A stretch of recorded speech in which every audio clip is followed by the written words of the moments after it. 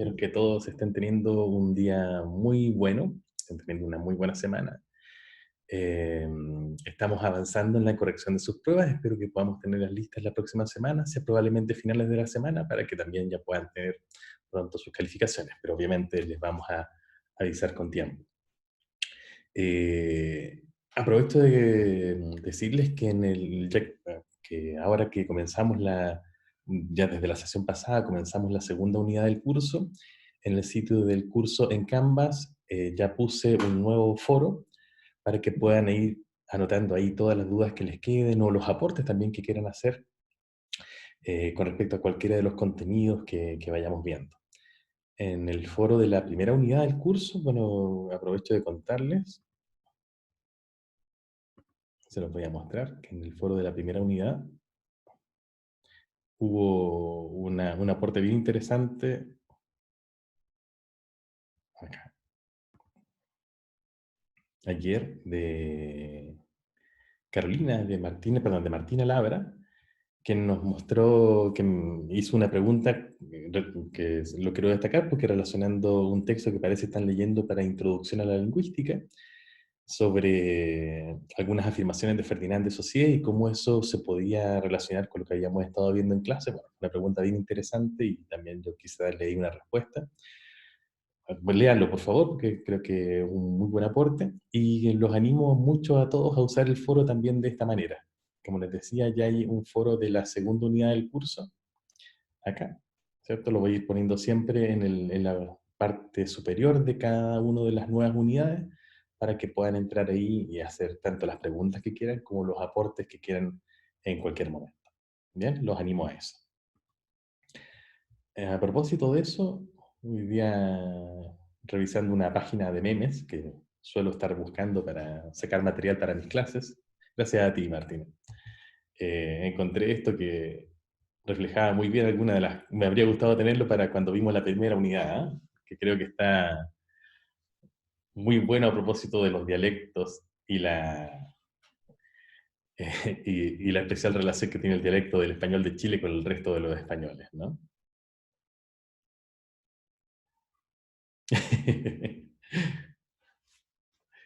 Un huevo, ¿no? Una hueá es una hueá y otra hueá es otra hueá. Son dos hueás completamente diferentes, huevo. La actitud de las banderas es muy divertida, ¿no? Pero habla muy bien acerca de este uso especial de este comodín lingüístico que es hueón, hueá y todas esas palabras derivadas en el español de Chile. Bueno, no tiene nada que ver con lo que vamos a ver hoy día, sino que tenía que ver con lo que vimos en las clases anteriores, en la primera unidad, pero se los quería mostrar porque este tipo de cosas, ¿no? Están apareciendo frecuentemente y hablan justamente de las variedades dialectales y en particular de cómo es la apreciación del español de Chile. Y a propósito también de cuestiones que encontré por internet y cuestiones, algo que también me habría gustado tener para conversar con ustedes en la primera unidad, pero bueno, salió hace muy poquito. Fíjense en este artículo del diario, creo que fue de Clarín de Argentina, o La Nación de Argentina, de La Nación de Argentina, que apareció hace 2 días. Fíjense lo que dice. La RAE discute si deja que la palabra coronavirus entre en el diccionario. Y ahí aparece, además, una situación que a ustedes ya les será muy familiar, ¿cierto? Una sesión de Zoom probablemente, o un programa de videoconferencia, en que aparecen varios de los académicos de la Real Academia Española de la Lengua. Bueno, les quiero llamar la atención sobre este pequeño artículo que apareció hace 2 días, el 22 de abril, porque de nuevo acá ustedes pueden ver que en el titular se deja traslucir esta idea eh, de la RAE, ¿cierto? Junta de Viejitos Caucásicos. Bueno, les decía que se deja traslucir la idea en este titular y en el resto del texto también, un poco, ¿no? De la RAE como los dueños del idioma, ¿no? Y porque claramente es una noticia importante, ¿no? Para que aparezca en el diario, saber si algo entra o no en el diccionario es como, de nuevo, si se le da carta de permanencia, ¿no? O como una especie de pasaporte para, para estar o no en el español. Sin embargo, les quería llamar la atención Con respecto al último párrafo, les voy a dejar esto también en Canvas para que lo puedan leer. Es una nota cortita, pero quería mostrarles sobre todo el último párrafo, en que uno de los académicos que justamente participó de esta discusión dice algo, creo yo, muy parecido a lo que hemos estado conversando y que habla de la nueva actitud que tienen las academias de la lengua, más acorde con los tiempos modernos y con lo que realmente es la lingüística, ¿no? Dice efectivamente Álvarez de Miranda: paciencia, si es que además el diccionario no otorga fe de vida a las palabras, es decir, no es que le otorgue como una carta de presentación o una fe de realmente usted existe. Las palabras existen más allá del diccionario, son previas al diccionario y en cierto modo independientes de él. El diccionario no es un notario de la vida de las palabras, es el uso lo que cuenta. Como ven, esta persona, este académico, tiene una actitud muy parecida, ¿cierto? El único cuerdo, como lo dice Francisca, a las que hemos visto que constituye la lingüística moderna. Y bueno, varios de los académicos de las academias de la lengua son también lingüistas. Varios no, ¿no? Y también hay muchos conflictos. Las academias tampoco son uniformes, tampoco son homogéneas. Pero las personas que son lingüistas y que forman parte de estas instituciones, muchas veces actualmente ya tienen esta actitud mucho más moderna, ¿no? Mucho más coherente con la lingüística actual. Bueno, les voy a dejar este texto también porque tiene mucho que ver con los temas de actualidad y nos habla también del interés que en la sociedad surge de vez en cuando por cuestiones lingüísticas, incluso en relación con temas, ¿no? Como el que nos aqueja actualmente, la situación sanitaria. Bien, hasta la clase anterior estuvimos trabajando con la idea de las categorías gramaticales, con las clases gramaticales, y bueno, decíamos que era algo importante, porque nuestra misión, o una de nuestras misiones en gramática, es tratar de desentrañar cuáles son las reglas que tenemos en nuestra mente y que nos permiten armar frases, oraciones, expresiones complejas que nos permitan comunicar. Y vimos que, si bien las lenguas, por un lado, están formadas por palabras, lo que a nosotros en gramática nos interesa esencialmente es saber cómo las palabras se pueden combinar entre sí para formar mensajes complejos. Pero no las palabras individuales, porque ya veíamos en varias de las clases que hemos tenido que es imposible armar reglas que nos hablen de la combinación de palabras individuales porque eh, las palabras, porque la cantidad de oraciones que podemos armar potencialmente es infinita, y si las reglas se refirieran a a esta combinación infinita de posibilidades, no cabría espacio en nuestras mentes, no habría espacio en nuestros cerebros para poder almacenarlas. Entonces, necesariamente tenemos que llegar a una especie de simplificación. Y para eso las categorías gramaticales son esenciales.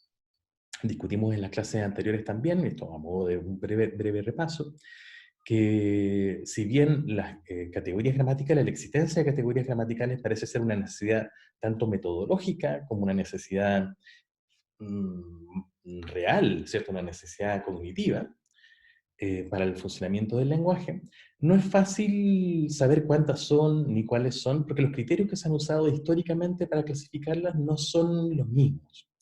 Se han usado bastantes criterios. Y entonces le pasamos revisión a varios de los criterios que se han usado históricamente para esto.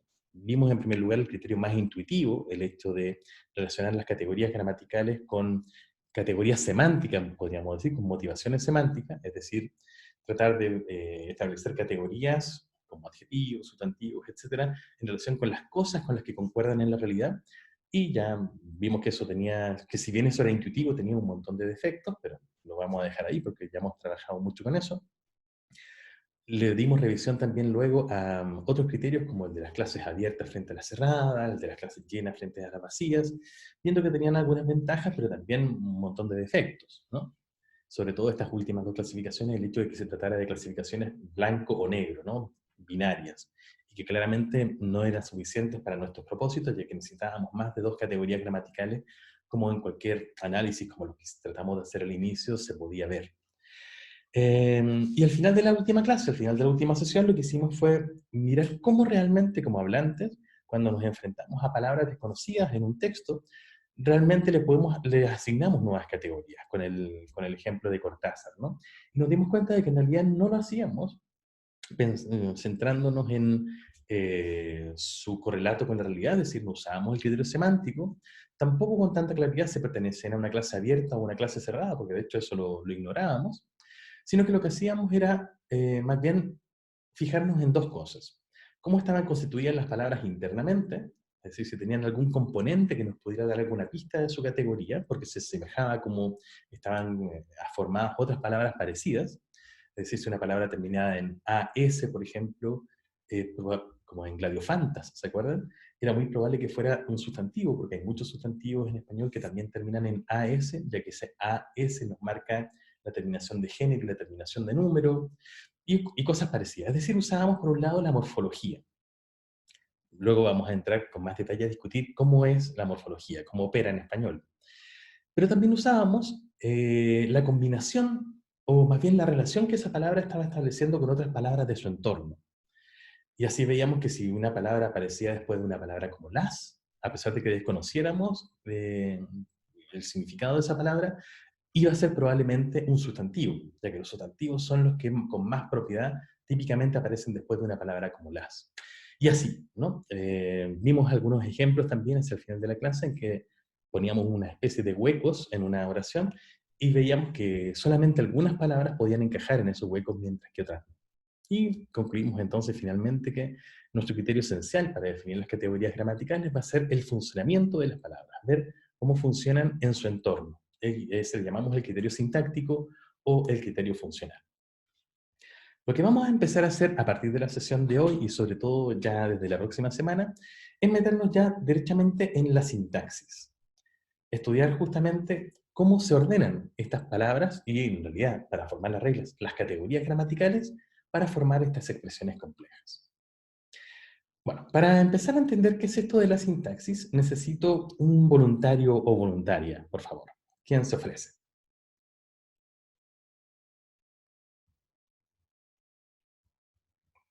Necesito un voluntario o voluntaria.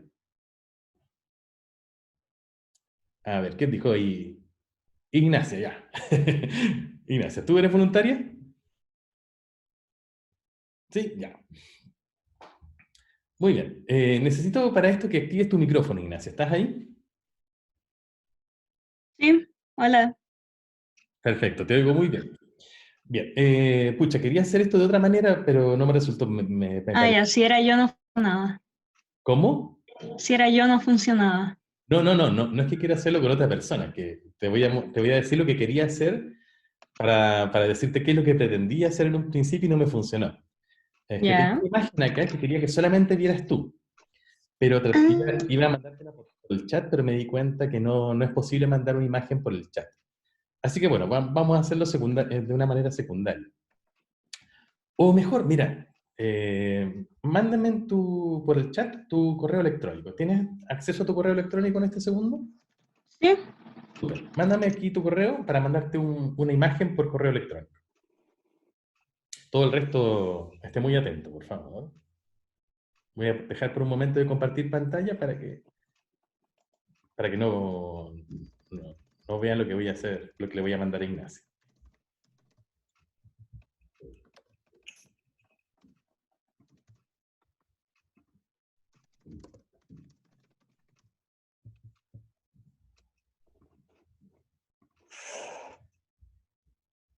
Muy bien, ahí le mandé un mensajito a Ignacia. ¿Lo ves? ¿Te llegó?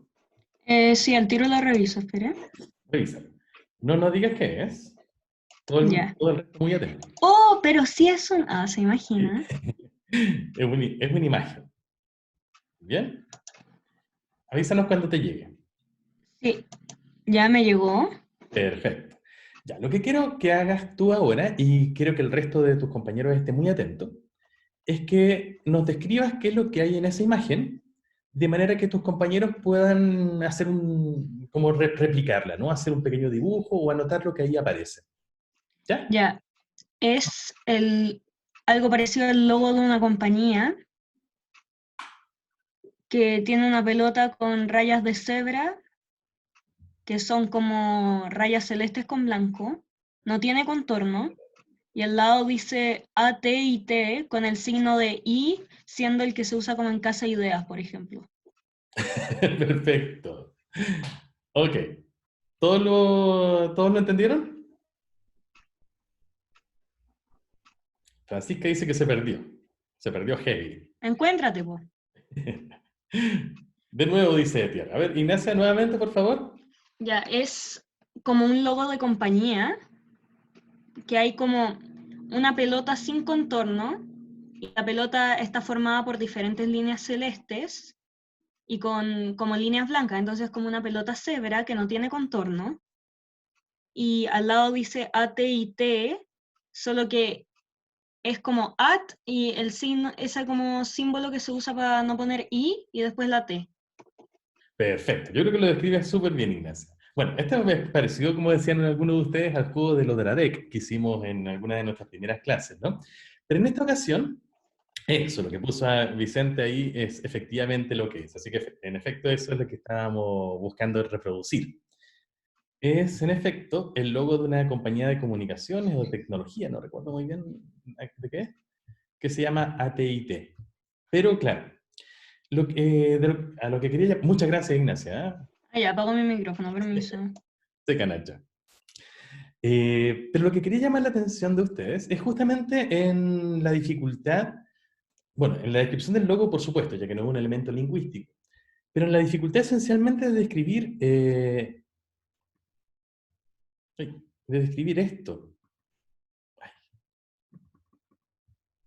de describir esto, ¿no? ¿Cómo se llama eso?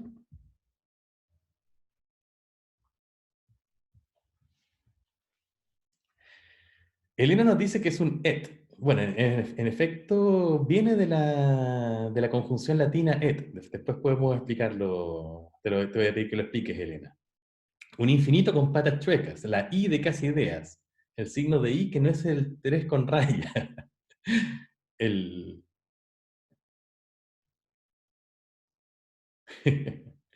Sí.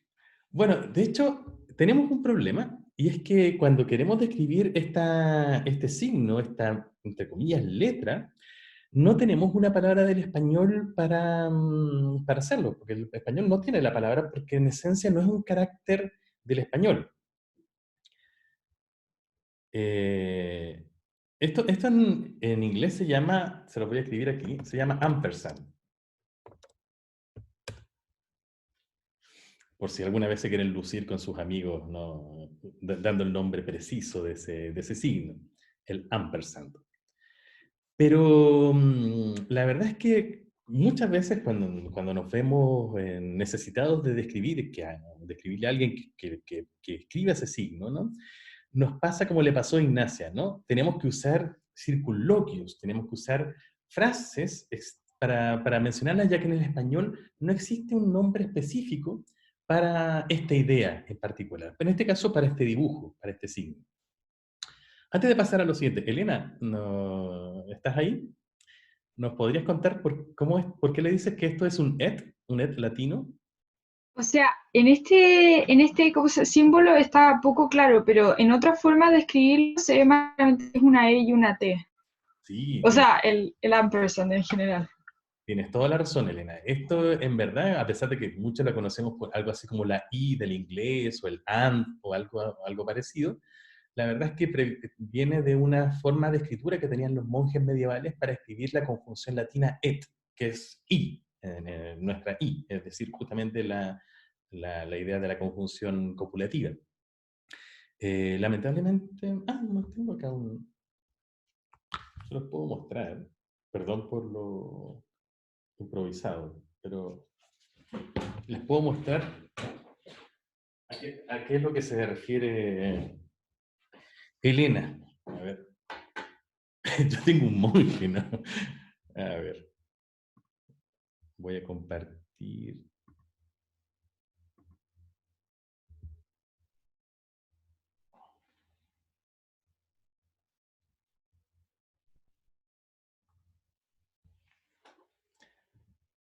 Ahí ven mi pantalla, ¿cierto?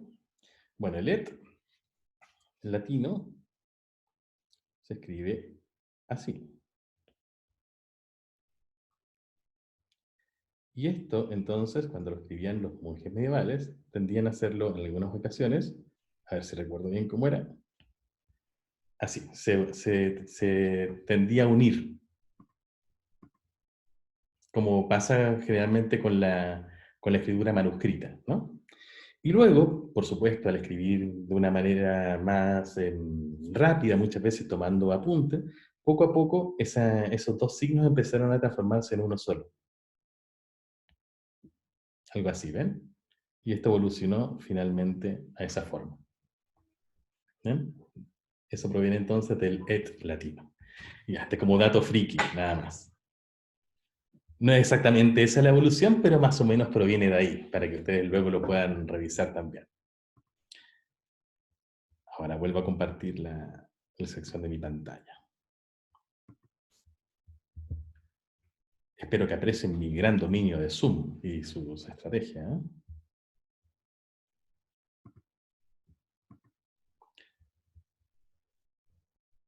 Gracias.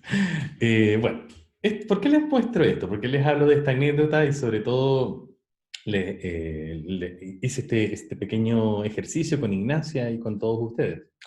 Es para mostrarles que pasa muchísimo en las lenguas, que no siempre tenemos una palabra exactamente para describir una idea o algo que queramos transmitir.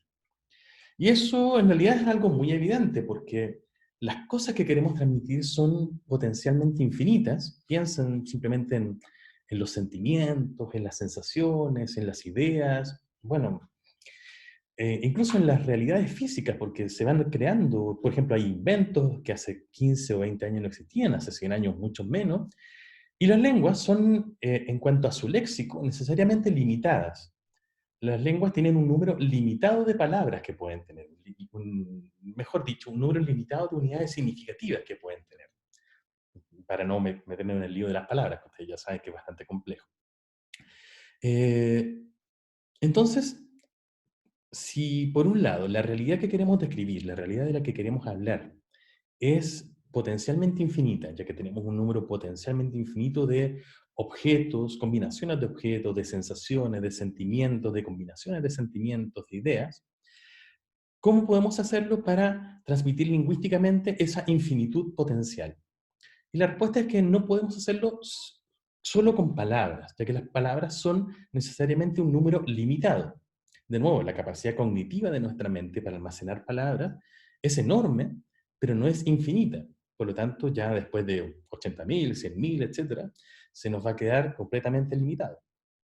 Entonces, ¿cuál es la solución? La solución es que realmente nosotros no hablamos con palabras, sino que cuando no tenemos una palabra para poder expresar algo, en este caso tan sencillo como un carácter, lo que hacemos es usar combinaciones de palabras para dar cuenta de la idea de la que estamos hablando. A veces es porque simplemente en nuestra lengua no existe esa palabra. Otras veces es porque, si bien existe una palabra, queremos insistir en que se entienda de una manera específica. Por ejemplo, ¿conocen ustedes la palabra fuerza? Sí, ¿cierto? ¿Qué es la fuerza?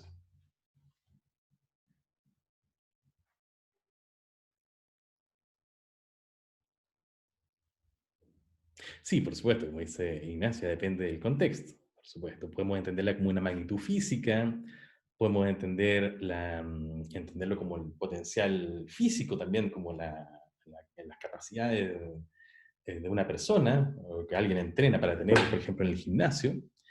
Pero si estamos en el contexto, por ejemplo, de la saga de las películas de Star Wars, ¿cierto? De la Guerra de las Galaxias, la fuerza tiene un significado muy particular, ¿no? Aquí van a ver justamente cómo se entiende la fuerza. La fuerza. La fuerza es lo que le da al Jedi su poder. Es un campo de energía creado por las cosas vivientes. Nos rodea, nos penetra y mantiene unida la galaxia. Fíjense en la cara de comprensión que pone Luke aquí al final. Ah, sí. Entiende caleta. Lo pongo nuevamente. La fuerza. La fuerza es lo que le da al Jedi su poder. Es un campo de energía creado por las cosas vivientes. Nos rodea, nos penetra y mantiene unida la galaxia. Eso. Como ven acá, también lo que hace Obi-Wan Kenobi, ¿cierto? No es fiarse solamente en la palabra fuerza, que Luke seguramente entiende, pero usa una combinación de palabras para que orientar la mente de su oyente, en este caso Luke Skywalker, y hacer que deje de pensar que la fuerza significa X y empiece a pensarlo como que significa Y, que significa otra cosa distinta. No es esta cosa mágica que tú crees, sino que es lo que le da al Jedi su poder, es un campo de energía que relaciona todas las cosas vivientes, ese tipo de cosas.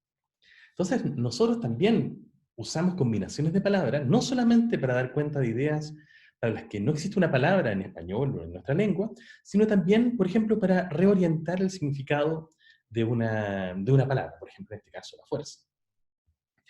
También nos vimos, eh, si ustedes recuerdan, en clases anteriores, vimos que existen algunas palabras que en otras lenguas existen y que el español no tiene. ¿Se acuerdan de el caso de Mami Lapina Tapay, por ejemplo? ¿Sí? ¿Cierto? ¿Qué significaba Mami Lapina Tapay? Eso, Martina, ¿cierto? Una mirada, ¿cierto? Que es una palabra que se usaba en el Cahuéscar, si mal no recuerdo, o el Yagán. Ya, bueno, una lengua del sur de Chile, para hablar de esa mirada que comparten dos personas que tienen intención de tener algo con la otra, pero ninguna de las dos se atreve a dar el primer paso. ¿Cierto? Una palabra muy expresiva. Eso, cuando dos personas quieren empezar algo y ni una lo comienza, como dice Francisca. Si se fijan, como nosotros no teníamos Mapina Pirata Pai en castellano, tenemos que hacer lo que hizo Francisca recién, o lo que estaba haciendo yo también oralmente, tratar de expresar lo mismo, pero usando una combinación de palabras, no solo una. Y eso pasa, por supuesto, en muchas lenguas distintas, y eso es porque efectivamente no todas las lenguas han lexicalizado, es decir, le han dado una palabra a las mismas cuestiones de la realidad que otras. Es un fenómeno muy común. Eh, pero también puede ser que, como les decía hace un rato, simplemente una palabra no exista en una lengua. Y en ese caso, de nuevo, lo que tenemos que hacer es hacer uso de combinaciones de palabras para dar cuenta de nuestras ideas. Fíjense, por ejemplo, en este texto que les voy a poner auditivamente, de un poeta costarricense que se llama Jaime Sabines, y el texto se llama A Medianoche.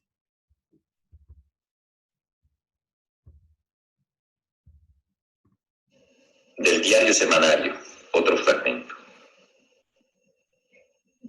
A medianoche, a punto de terminar agosto, pienso con tristeza en las hojas que caen de los calendarios incesantemente. Me siento el árbol de los calendarios. Cada día, hijo mío, que se va para siempre, me deja preguntándome si es huérfano el que pierde un padre, si es viudo el que ha perdido la esposa, cómo se llama el que pierde un hijo, cómo el que pierde el tiempo. Y si yo mismo soy el tiempo, ¿cómo he de llamarme si me pierdo a mí mismo? Bueno, esto también es lo que hacen los poetas, ¿no? Cuando no tenemos palabras en las lenguas usuales, en la lengua usual, ¿no? En la lengua cotidiana, para referirnos a una cuestión, ellos justamente usan combinaciones de palabras, en muchos de los casos, para llamarnos la atención sobre esto, y, por ejemplo, para preguntarnos, ¿no?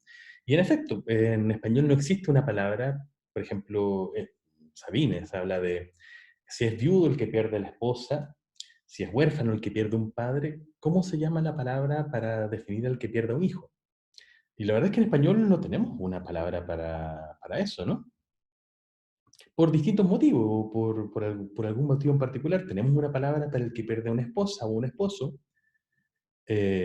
Claro, como dice Francisca, posiblemente porque es algo antinatural, ¿no? Algo que simplemente pasa con poca frecuencia, ¿no? O probablemente en los tiempos en que el español se estaba forjando era algo poco frecuente, aunque quizás no tan poco frecuente en la época medieval.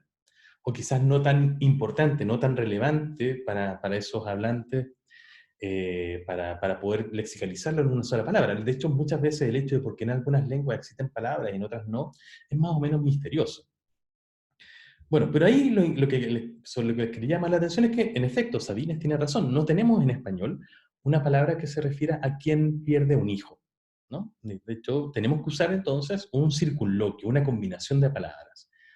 Esa persona ha perdido un hijo, pero no se puede decir de esa persona que es un huérfano o un viudo, ¿no? Porque esas palabras significan otras cosas. De hecho, curiosamente, y esto se combina un poco con lo que les mostraba al inicio de la clase, hace un par de años, el 2017, bueno, 3 años de manera precisa, un grupo de padres le propuso a la RAE que adoptara, ¿no? O que incorporara en el diccionario la palabra huérfilo. ¿Cierto? Dice el titular, huérfilo, ¿qué significa la nueva palabra que un grupo de padres propone a la RAE? Y la bajada nos explica. Una organización española lanzó una petición para llenar un vacío léxico. Intentan que en el diccionario se incluya la palabra huérfilo, que define a aquellos padres que han perdido un hijo. Ustedes ya ven acá, por supuesto, cuál es el problema de esta petición, ¿no? ¿Qué me lo podría explicar?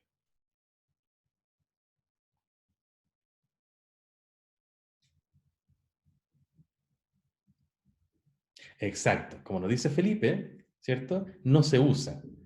Nos dice Ignacia que la RAE no significa nada para nadie que se... No, Ignacia, no es esa la razón. De hecho, la gente usa mucho y aunque no lo creas, está muy pendiente de lo que piensa la RAE. Pero la respuesta correcta es la que nos dice Felipe, ¿cierto? Esencialmente, no se usa y por lo tanto no tiene sentido incorporarla en un diccionario. Y con mucho juicio, con mucho sentido, los académicos no la incorporaron.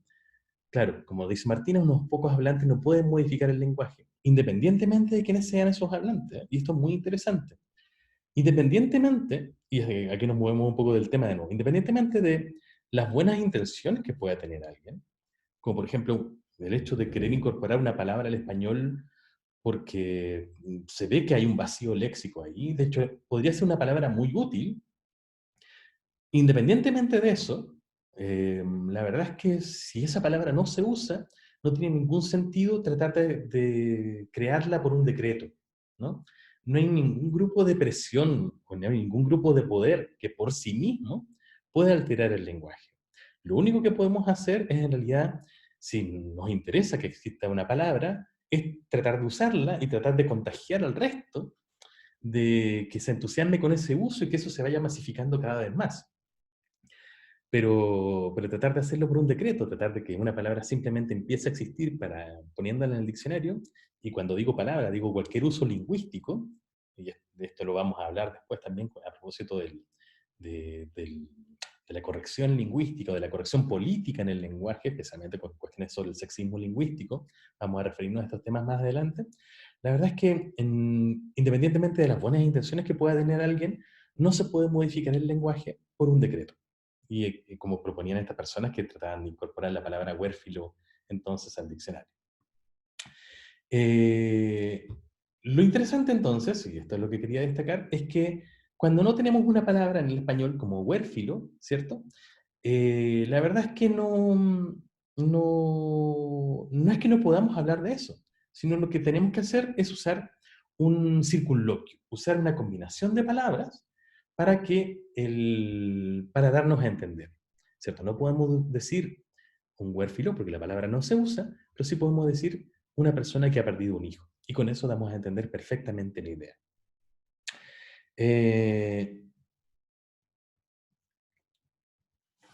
Bueno, entonces, ¿a qué voy con todo esto? A que si bien, a cuestiones de las que ya hemos hablado en realidad, a que si bien la lengua cuenta con palabras, y las palabras nos sirven efectivamente para expresarnos y para comunicar ideas, sentimientos, sensaciones, pensamientos, no nos basta solamente con las palabras, sino que cuando queremos expresar, por ejemplo, ideas para las que nuestra lengua no tiene una palabra, cuando queremos expresar ideas para las que yo pienso que tú estás pensando algo distinto a lo que quiero que pienses. En situaciones como esa, o a veces simplemente en situaciones en las que la palabra no se nos viene bueno, como está pasando ahora, ¿no? Cuando una palabra no se nos viene a la mente, o no podemos sacarla, cuando tenemos esa sensación de tener algo en la punta de la lengua, claro, podemos hacer el esfuerzo, ¿cierto? De estar buscando esa palabra en nuestro interior hasta que salga, O simplemente podemos rendirnos, porque a veces eso nos pasa con la memoria, pasa cada vez más con la edad, se lo digo desde ya. Y lo que podemos hacer es rendirnos y decir, bueno, no me acuerdo de la palabra, pero te lo explico de esta manera. ¿Han tenido alguna vez esa sensación de querer decir algo y tenerlo como en la punta de la lengua y no poder decirlo? Sí, ¿cierto? Es algo muy común, ¿cierto? Nos pasa a todos.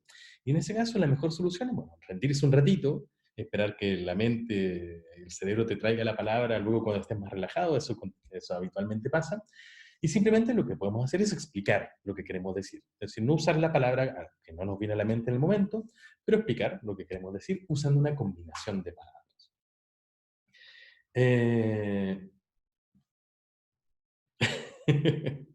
Sí, mi mamá, a los papás suele pasarles eso también, que nombran a los otros hermanos antes que a ti. Eso habla mucho del afecto que tienen por la familia, dicen los psicólogos.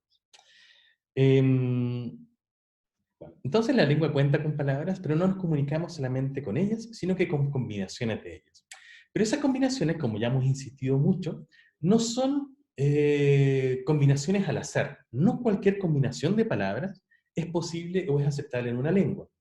A veces simplemente porque las combinaciones simplemente no existen o nos dan resultados gramaticales, o a veces porque las combinaciones de palabras que usamos en un momento dan a entender cosas distintas a las que queremos decir. Quiero darles un ejemplo de un programa radial. Es un programa de radio que yo sigo mucho, así que tengo muchos ejemplos de esta gente. Uno lo puse en la prueba. Bueno, este es un ejemplo distinto que ocurrió el año pasado a propósito de una campaña gubernamental que llamaba a los jóvenes a dejar de fumar.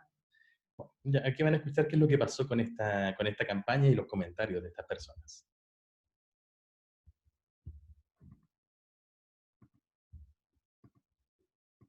Ya que está hablando de medicina a las 11 de la mañana, el controversial ministro Emilio Santelice va a participar en el lanzamiento de una campaña de prevención del consumo de tabaco que se llama Llena tu vida de pulmones, elige no fumar. Pero ¿Cómo te llenar la vida de pulmones? Y con tú no vas a necesitar. con plumones puede ser, Sí, pero pues, pulmones. Llena tu vida de pulmones. Qué malo, no malo. Bueno, pero aquí esta gente.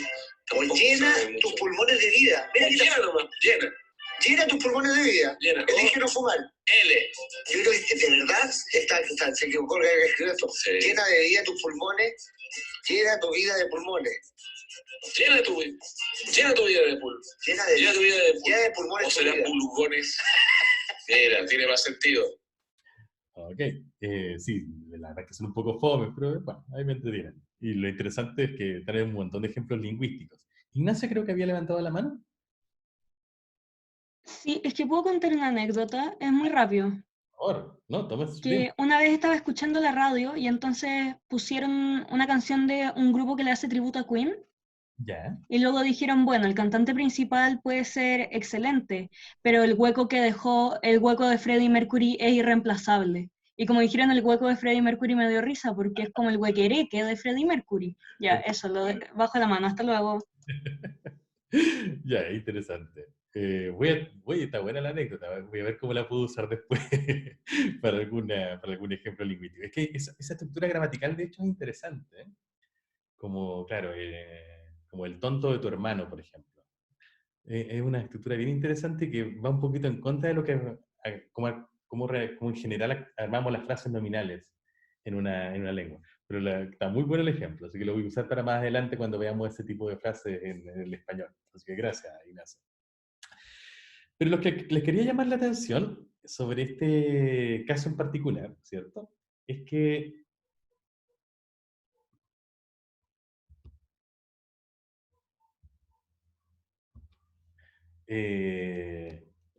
lo que ellos leyeron en su comunicado, los locutores de esta radio, que efectivamente uno es Comparini, Marcelo Comparini, fue llena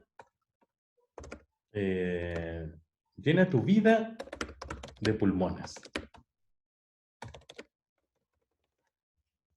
Voy a ampliar un poquito esto para que se vea bien. ¿Cierto? Llena tu vida de pulmones. Que es una frase que en español, la verdad es que tiene sentido, es interpretable, pero es raro el sentido que tiene, ¿no? Algunos dicen por acá que es un poco satánica, como de película de terror, ¿no? O sea, algo bien gore, ¿no? estás en tu vida y de pronto te empiezan a llegar pulmones, ¿no? Un poco rara. Entonces es una frase más o menos, bueno, no sé si es tan entendible, claro, con alguien que coleccione pulmones, como algún tipo de asesino serial, por ejemplo, podría ser. La verdad es que quizás es entendible, pero al menos es una frase gramatical, ¿cierto? Es una frase posible en español. Pero claramente no es la frase que quería decirse, ¿no? Probablemente alguien se equivocó al redactarla, al escribirla o al transcribirla, pero probablemente lo que quería decir, y los locutores lo dicen al final, es algo así como llena tus pulmones de vida, ¿no?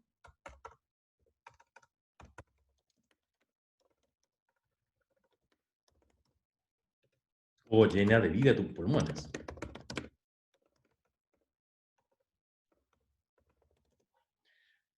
Entonces, estas dos oraciones que tenemos acá abajo, tanto llena tus pulmones de vida como llena de vida tus pulmones, se diferencian de llena tu vida de pulmones, no en el sentido de que sean agramaticales cualquiera de estas. De hecho, las tres son combinaciones posibles en español.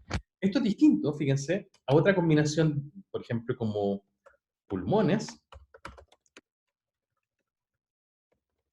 de llena vida tú. Esta última combinación, la que tenemos acá abajo al final, es una combinación agramatical. Es decir, es una combinación teóricamente posible, ya que están las mismas palabras que tenemos en los otros casos, pero es imposible de acuerdo a las reglas gramaticales del español.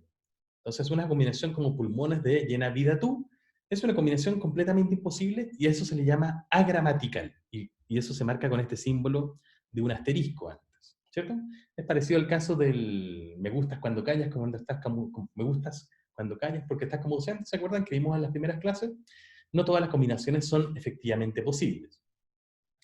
Pero incluso de las combinaciones que sí son posibles y que no son agramaticales, como llena de tu vida de pulmones, incluso algunas combinaciones son posibles, es decir, no son agramaticales, pero dan un sentido distinto al que yo le quiero dar. Cuando esto pasa en gramática o en lingüística en general, a esa frase la antecedemos por un gatito, por este signo de gato. Para indicar no que es agramatical, porque no es agramatical, es algo posible de decir en castellano, pero tiene un sentido completamente distinto al que queremos transmitir. Eso es lo que marcamos cuando ponemos un gatito antes. ¿Okay? Entonces acá, las únicas expresiones que realmente transmiten la idea que yo quiero decir, es decir, no solamente que son combinaciones válidas en castellano, a diferencia de pulmones de llena vida tú, son llena tus pulmones de vida y llena de vida tus pulmones. Es decir, esto es más estricto aún de lo que decíamos el otro día. No solamente tenemos que fijarnos en que las combinaciones de palabras sean gramaticales, es decir, sean lícitas en mi lengua, sino que además tengo que fijarme que esas combinaciones den a conocer exactamente la idea que yo quiero dar a conocer en mi lengua. Y eso no todas las combinaciones de palabras lo llenan. Entonces, si se fijan, si bien nos comunicamos con palabras, es más complejo que eso. Tenemos que tener un conjunto de reglas, un conjunto de estructuras mentales que nos digan de qué manera podemos organizar las palabras para dar cuenta de estas ideas complejas. Este desafío de descubrir cuáles son las reglas que constituyen la manera en que podemos combinar las palabras es lo que en gramática llamamos la sintaxis. Y es lo que vamos a empezar a estudiar a partir de esta unidad, ¿no? ¿Cuáles son esas reglas y cómo están conformadas las estructuras que conforman la sintaxis de una lengua? Bueno, no quiero alargar mucho más la clase de hoy porque era una clase más bien introductoria y a partir de la sesión del día lunes es que vamos a empezar a estudiar con más interés, con más detalle, vamos a revisar de una manera más específica cómo se forman estas reglas sintácticas que hacen alusión también a las categorías gramaticales de las que hemos estado hablando. Pero para terminar, solamente quiero mostrarles un ejemplo muy interesante sobre cómo no son las palabras las que realmente constituyen el centro de un mensaje, el corazón de un mensaje, sino que esencialmente la manera en que las ordenamos. un ejemplo, creo yo, muy gráfico de esto. Hace 2 o 3 años más o menos, en español, perdón, en España, se editó un libro llamado Fariña. Era el apellido de una persona, Fariña. Se lo voy a anotar aquí en el chat. Bueno, y que esencialmente era un libro que hablaba acerca de un escándalo de corrupción que ocurrió en España, que involucraba personajes políticos. Bueno, justamente por eso fue un libro que fue censurado.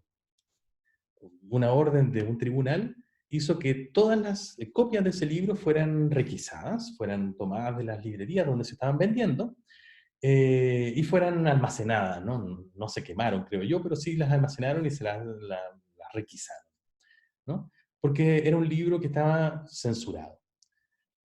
De hecho, la palabra que se usó en España en ese caso fue secuestrar el libro. Lo que se dijo fue que el libro fue secuestrado.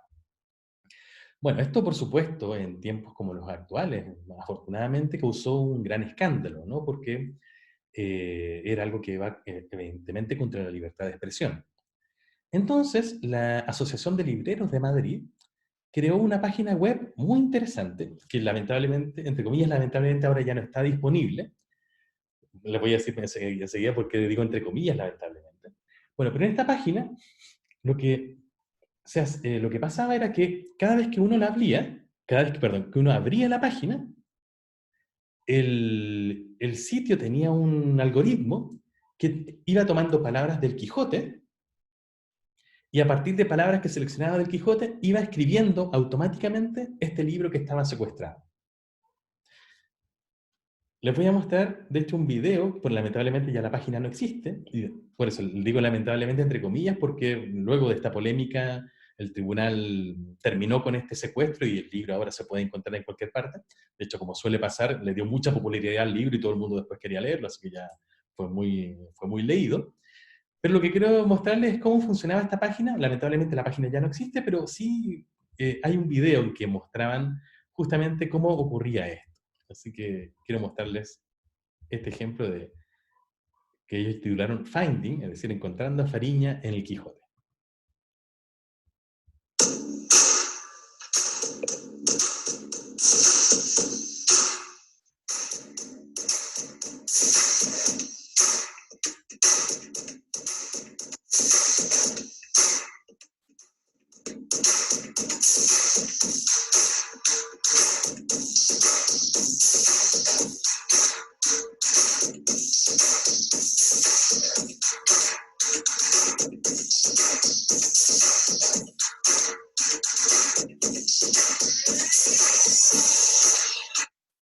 ¿Se fijan? Era muy interesante entonces cómo funcionaba esto. Lamentablemente no hay, el video tampoco lo muestra mucho del proceso, pero era más o menos lo que se ve en este caso, en esta parte, ¿cierto?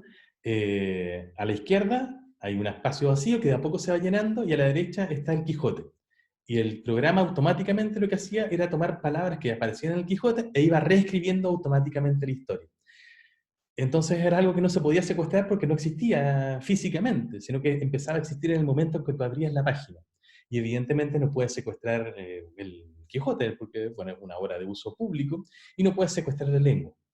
Esto nos muestra, y esto es a lo que quiero llegar, y con esto concluyo la sesión de hoy, que el corazón, el alma de los mensajes que transmitimos, no son tanto las palabras, sino esencialmente las maneras en que las combinamos.